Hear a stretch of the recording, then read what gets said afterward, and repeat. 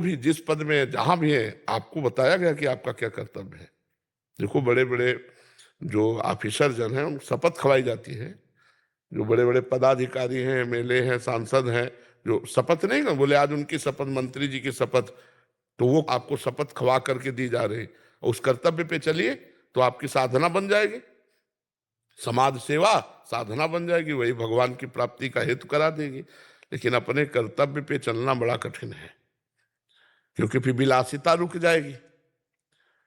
सरकार पेमेंट देती होगी है, तो बस उसी से जीवन चलाना चाहिए, जितना वो सब समाज सेवा में, पर ऐसा कहाँ हो कर्तव्य, कोई बिरला ही करता होगा, करते होंगे क्योंकि सत्य भी है, तो कहीं करते होंगे।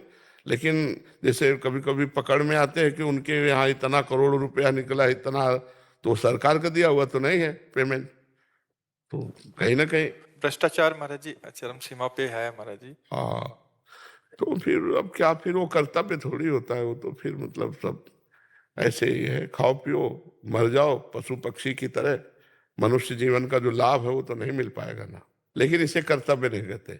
कर्तव्य तो कहते हैं कि सरकार के पैसे से जैसे आपको पेमेंट मिलती है, उसी से पानी पियो, उसी से भोजन पाओ, और अपना पेट्रोल लगा के जाओ, और फिर वहां काम करो आप। कोई किसी ने बोला कि हम करते हैं, बट कह रहे एक रीत बन गई है, उस रीति को कैसे तोड़ा हाँ, जाए? भ्रष्टाचार की रीति होती है, सत्य की कोई रीति नहीं है, भ्रष्टाचार की रीति होती है। बहुत ऐसा होता है महाराज। अब इन चीजों को तो हम धर्म नहीं मान सकते ना, सत्य तो नहीं मान सकते ना, इनको करे कोई भी करे, महाराज जी उस पैसे से जो व्यक्तिगत जिसने लिया है उसका अहित होगा जीवन में उसके। अब तो है नहीं ना उनके पास, जीवन में वो कभी शांत नहीं हो सकता, कभी प्रसन्न नहीं हो सकता, कभी उद्वेग रहित नहीं हो ये सकता। तो उसके अंदर का विषय, बाहर तो उसको गाड़ी दिख रही है, बंगला दिख रहा है दूसरों। हाँ, और अभी तो ब्याज है, मूल तो आगे मिलेगा ना।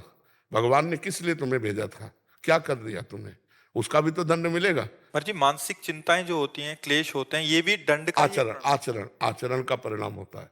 भले प्रकट में नहीं दिख रहा, बट ये जो मानसिक चिंताएं हो रही हैं, क्लेश बिल्कुल, हो रहे हैं, हमारी गलतियों का परिणाम ब्याज ही है, मूल तो दंड मिलेगा। भय, चिंता, शोक, उद्विग्नता, ये सब उसी का परिणाम होते हैं, उसी का परिणाम होते हैं। और बड़ी दुर्दशा होती है, बड़ी दुर्दशा, चाहे वो न्यायाधीश हो, चाहे कोई भी पदाधिकारी हो, यदि आप अपने कर्तव्य का पालन नहीं करते तो शोकित, चिंतित, परेशान एकदम। अगर बुद्धि शुद्ध करनी तो नाम जप करे, भजन करे, तभी बुद्धि शुद्ध होगी।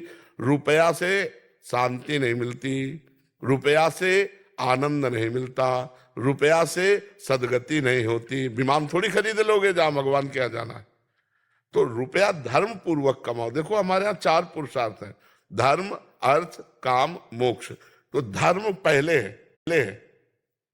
अर्थ लेने के पहले देखो ये तुम्हारा धर्म है कि नहीं, अगर वो अधर्म युक्त है तो भाई हम नहीं लेंगे। बड़ी बड़ी बड़ी मतलब व्यवस्थाएं हैं। ऐसा नहीं कि धर्मात्मा पुरुष गरीब होता है। चक्रवर्ती सम्राट महाराज अम्बरीश है, धर्मात्मा है। हाँ, ये जरूर है कि धर्मात्मा का साथ कम लोग देते हैं, बेईमानी का साथ बहुत लोग देते हैं। तो धर्मात्मा तो बिरले ही होते हैं। तो अपने को चाहिए कि कम से कम साधु संग मिला है, तो आप बिरले में हैं, आप सब साधारण में नहीं हैं, तो अब आप धर्म से चलिए। धर्म में कठिनता हो सकती है, लेकिन ऐसा नहीं हो सकता कि उसकी सदगति रुक जाए या उसका आनंद शोक में बदल जाए। हम कई बार बताए, अधर्म करने वाले हाइलोजन की तरह चमकेंगे, पर फ्यूज इनको पक्का होना है, पक्का होना है, आप समझ लो। धर्मात्मा पुरुष दीपक की तरह जलेगा, लेकिन वो कुल परंपरागत चलता रहेगा, और अधर्मी पुरुष हाइलोजन की तरह एकदम नष्ट हो जाएगा। डरो बेईमानी के पैसे से, डरो बेईमानी करने से, दूसरों को दुख पहुंचाने वाले कार्यों से डरो। अब ऐसे ऐसे कार्य सामने आते हैं, अब वो जान रहे हो तुम निर्दोष है, और फिर भी आप उसकी मतलब हानि कर रहे हो, तो भगवान फिर दुखिया को न सताइए, दुखिया देगा रोए, और जब दुखिया के मुखिया सुने तो तेरी गति का होए। तो बस ये समझना है। कि आपकी बातों का बहुत प्रभाव भी हो रहा है हमसे। जैसे यहाँ तो इतने आते हैं, हमसे लोग मिलते रहते हैं, तो काफी जने ऐसे कहते हैं कि हमने अधर्म आचरण, जो ये अधर्म का धन आदि निषेध कर दिया है बिल्कुल। बट क्या कुछ जनों की ये भी आती है कि बहुत सिस्टम इतना वैसा हो चुका है कि वो नीचे से ऊपर तक, वो मतलब नौकरी करे तो कैसे, क्या छोड़ दें या करें तो फिर इतने ज्यादा दिक्कतें आती हैं।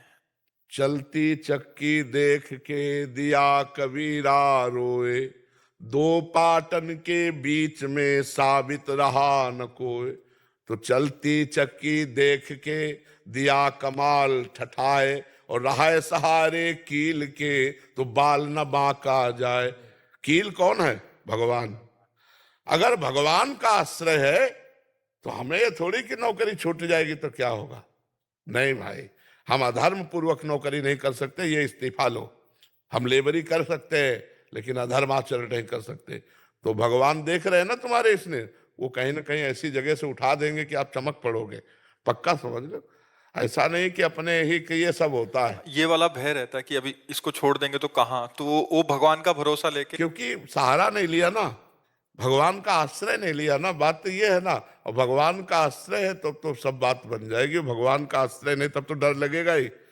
यार भैया, परिवार चलाना, 4 रिश्तेदार नातेदार को देखना है, तो अब रुपया चाहिए। और जब ये सब चलता है तब फिर पता चलने लगता है कि पत्नी बीमार, बेटा ऐसा वो ऐसा, और इतना दिमागी सिस्टम परेशान कि अब उसको रास्ता नहीं मिलता।